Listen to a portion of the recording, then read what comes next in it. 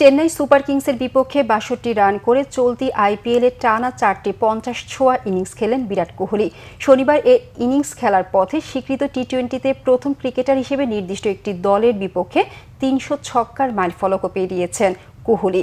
বেঙ্গালুরুর এম চিন্নাস্বামী স্টেডিয়ামে কোহলির মাইলফলক ছোঁয়ার রাতে তার দল রয়্যাল চ্যালেঞ্জার্স বেঙ্গালুরুও ২১৩ করে চেন্নাইকে ২ রানে হারায়। আইপিএল সিজন 18-এ শীর্ষে উঠে এসেছে দলটি। ১১ ম্যাচে ১৬ পয়েন্ট নিয়ে ২-এ থাকা মুম্বাই ইন্ডিয়ান্সকে ২ পয়েন্ট পেছনে ফেলেছে তারা।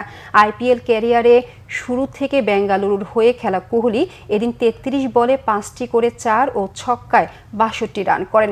বেঙ্গালুরুর জার্সিতে তার ছক্কা হলো ৩০৪টি। তালিকার দ্বিতীয় স্থানে একই দলের ক্রিস গেইল ক্যারিবিয়ান বিধ্বংসী ব্যাটসম্যান মেরেছেন ২৬৩ ছক্কা। এদিন ছক্কার আরেকটি রেকর্ডও নিজের করে নেন কোহলি। স্বীকৃত টি-20তে একটি ভেন্যুতে সবচেয়ে বেশি ছক্কা ১৫৪টি ছক্কা এখন তার। গেইলেরই রেকর্ড ভেঙেছেন কোহলি। এদিন বেঙ্গালুরুর রোমারিও শেফার্ড ১৪ বলে অপরাজিত ৫৩ রান করে আইপিএলের চতুর্থ দ্রুততম 50 হাঁকান। তার আগে লোকেশ রাহুল ও প্যাট কামিন্স সমান বলে এই কীর্তি গড়েন। এদের চেয়ে কম বলে 50 ছুঁয়েছেন কেবল যশস্বী জয়সওয়াল।